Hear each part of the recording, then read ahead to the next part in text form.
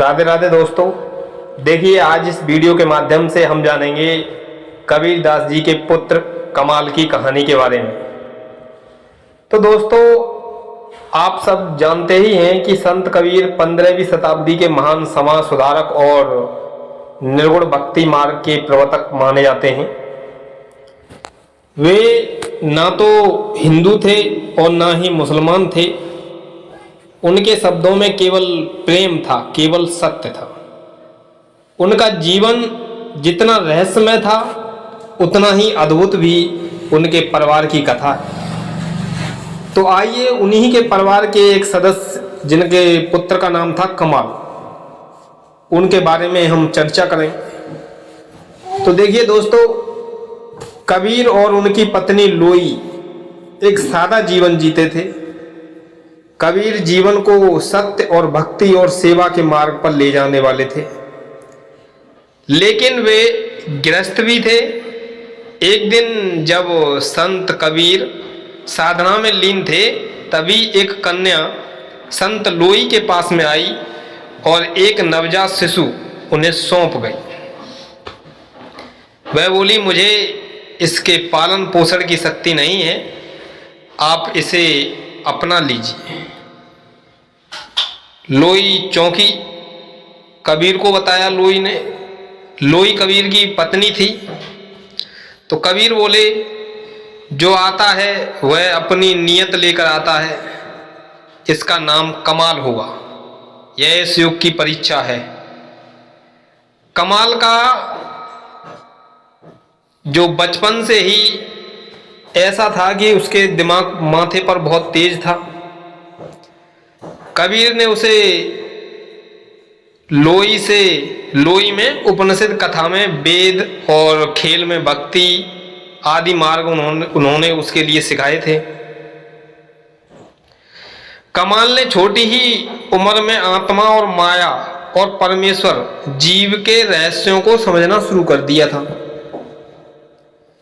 जब कभी लोग कबीर से पूछते, आपके पुत्र क्या हैं, आपका उत्तरदायी कौन होगा, कबीर मुस्कुराकर कहते हैं, कौन उत्तराधिकारी? जो राम का दीवाना होगा वह मेरा वंशज है। कमाल को समाज की कटु आलोचना भी झेलनी पड़ती थी। लोगों ने कहा, कबीर स्वयं मुसलमानों की आलोचना करते हैं, फिर पुत्र को इस्लामिक नाम क्यों दिया है? कबीर शांत रहते और कहते, नाम से कोई नहीं बनता, कर्म से सब बनते हैं। एक दिन कमाल ने कबीर से पूछा, पिताजी आप मुझे राम के मार्ग पर क्यों चलाते हैं, जबकि संसार मुझे कबीर का पुत्र मानता है और वह कबीर के पुत्र के रूप में मुझे संत भी मानता है। तब कबीर ने कहा, बेटा तू संत नहीं साधक है। जब तक अहम जो अपने अंदर का अहंकार है शून्य नहीं हो जाता, तब तक वह सेवा ही कर सकता है। कमाल समाज में सेवा करने लगा, भेदभाव मिटाने लगा। पर एक दिन जब वह शूद्रों के साथ भोजन कर रहा था तो गांव के पंडितों ने उसे पीट दिया और उन्होंने कहा, तू एक ब्राह्मण की शिक्षा लेकर नीचों में बैठता है, तेरा पिता कबीर भी नीच है। और कमाल को बहुत गुस्सा आया, लहूलुहान हो गया। वह पिता के पास गया और पूछा, क्या मेरा सेवा करना भी पाप है? कबीर ने वो सिर हिलाया और कहा कि जिस सेवा में पीड़ा है वही तप है। तू तप कर रहा है बेटा, दुख में भी सत्य को थामे रहना चाहिए। फिर एक और घटना घटी आगे। कहते हैं कि एक बार गांव में बहुत बड़ी महामारी फैल गई थी। कमाल रोगियों की सेवा कर रहा था। उसी दौरान वह स्वयं संक्रमित हो गया, शरीर दुर्बल हो गया। कबीर ने कहा, बेटा तू विश्राम कर। लेकिन कमाल बोला, पिताजी जब तक किसी और को पीड़ा है मेरा विश्राम अधर्म होगा। कुछ दिनों में कमाल का देहांत हो गया। लोई और गांव वाले शोक में डूब गए, पर कबीर चुप थे। उन्होंने कमाल के सबको उठाया, गंगा के किनारे ले गए और बोले, राम नाम सत्य है पर आत्मा अजर अमर है। जो कमाल था वह गया नहीं है, वह बस राम में समा गया है। तो यह कथा में चमत्कार आता है और कहा जाता है कि कबीर ने कमाल के पार्थिव शरीर पर जल छिड़का और राम नाम का जप किया। अचानक कमाल की उंगलियां हिलने लगीं, जीवन लौट आया।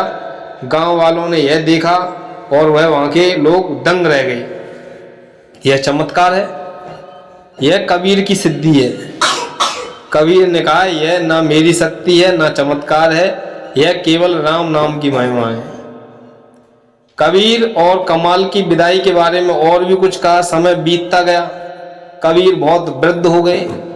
एक दिन उन्होंने कमाल को पास बुलाया और बोले, अब तू तैयार है, लोगों को सत्य का संदेश देना है, पर यह याद रख मेरा नाम मत लेना, केवल राम का नाम लेना है। तब कबीर बनारस से मगहर की ओर निकल पड़े। कमाल ने पिता को विदाई दी पर कहा, पिता क्या आप मुझे छोड़कर चले जाएंगे? तब कबीर बोले, मैं तुझमें हूं जब तक तू राम में है। कबीर के निर्वाण के बाद जब उनके शरीर को लेकर हिंदू और मुसलमान लड़ने लगे थे, तब कमाल ने दोनों को शांत किया। कबीर का सर सब फूलों में बदल गया। कमाल ने आधे फूल हिंदुओं को दे दिए थे, आधे मुसलमानों को दे दिए थे। तब कमाल ने जीवन भर अपने पिता की वाणी को जीवित रखा। वह ना संत कहलाया ना पीर, वह केवल एक साधक रहा जो पिता कबीर के वचनों को अपने कर्मों से जीता रहा। तो दोस्तों, इस कहानी से हमें संदेश मिलता है कि गुरु यदि कबीर हो तो पुत्र भी कमाल होता है, पर वंश वही चलाता है जो राम को अपनाता है। तो इस कहानी से आपके लिए क्या शिक्षा मिली, आप अपनी कमेंट बॉक्स में राय जरूर दें।